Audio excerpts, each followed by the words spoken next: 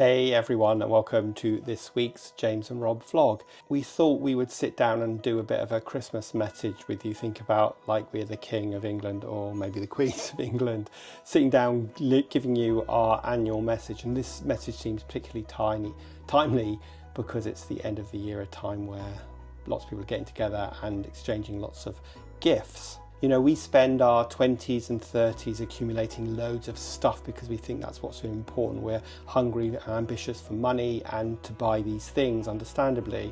But then when you get into your 40s and your 50s and 60s, where we are, you start to realise that actually experiences are much more important than the stuff that you accumulate.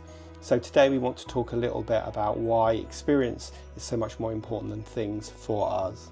So today we're going to share with you why we're leading our lives this way and what impact it's having on us, and hopefully by the end of the vlog it might inspire you a bit when you come to your New Year's resolutions to think a little bit about why experiences are much more important than things. So why don't we just sort of kick off about how has this philosophy impacted our lives?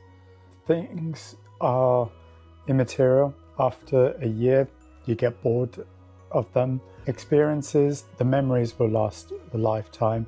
They bring a smile to your face, the connections, seeing the world, just being more present and fulfilled with things around you as opposed to objects. Yeah.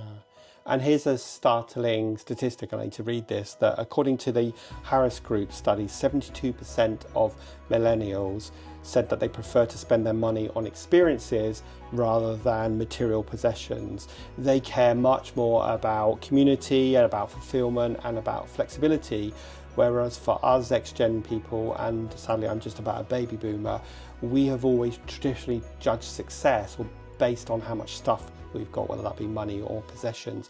And I think this is largely borne out from when we grew up, right? So when we growing up, it was a much more turbulent time and we didn't have as much. So of course that's what we craved for. So you can understand why the different demographics have different desires, but it was a bit of a startling fact. And here's another startling fact as well, that the average American household gathers over 300,000 items, which doesn't really bring them happiness, it just brings them loads of stress. So I think when you throw all of that into the pot, you can start to understand why perhaps material things are not quite as important as those experiences in life. Yeah, I suppose it's just changing mindset. What do you want?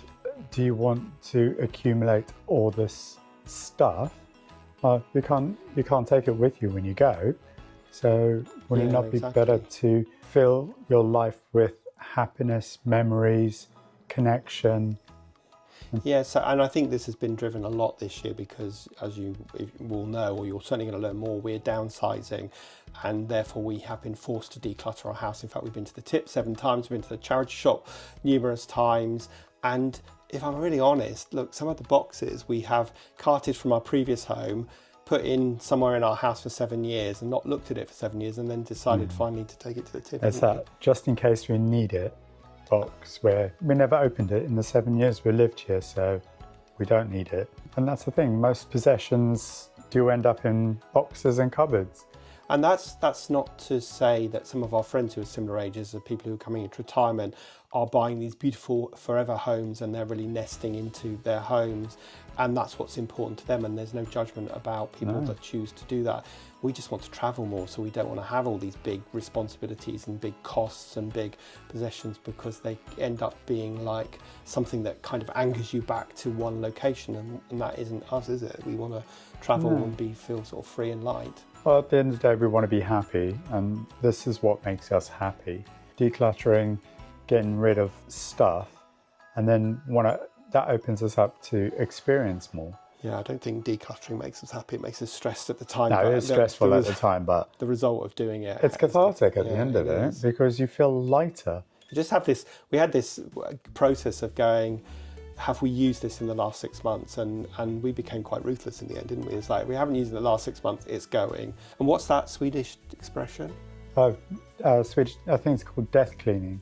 It's when elderly people start clearing out their house of stuff and possessions that don't mean anything in preparation for the next generation. So you don't leave that burden to the next generation to do. I think when we were doing the decluttering, it just made us realize how much we hoarded. And every time we talk to people about it, everyone's like, oh yeah, I know what you mean.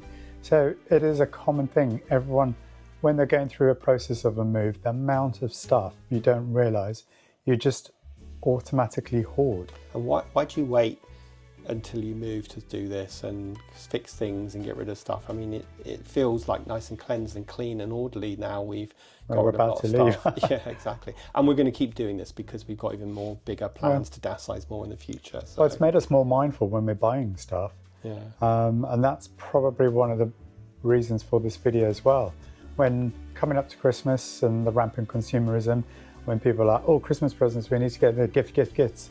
And we started looking at when we're buying stuff is, do we need it? It's just going to clutter. Are we going to use it? Is this useful? We just thought this was a timely message. As James said, at Christmas it tends to be very materialistic, but actually what it really should be about is seeing friends and family and just spending quality time with people. That's what we're trying to do this year, and we don't want to be really preachy about this. We just thought it was a good time to share it with you. Thank you so much for joining us this year. We really appreciate every single subscriber and every single viewer who gives up their precious time to join us every Sunday and see what we have been up to. Thank you so much. So anyway, as we come towards Christmas, we just wanted to wish you guys a really Merry Christmas, Happy New Year, and have a restful break. And in our next videos at the beginning of next year, you'll see how this manifests itself a little bit more. And of course, then we're heading off to South Africa, and we're really excited to take you along with us as well. And we can't wait for some winter sunshine, can we? Oh, can't wait. It's so cold here, but 29 days and counting. Yeah, anyway, Merry Christmas to everybody, and really appreciate you coming on this journey with us this year, and appreciate you watching these videos and leaving comments and coming on the journey with us as well.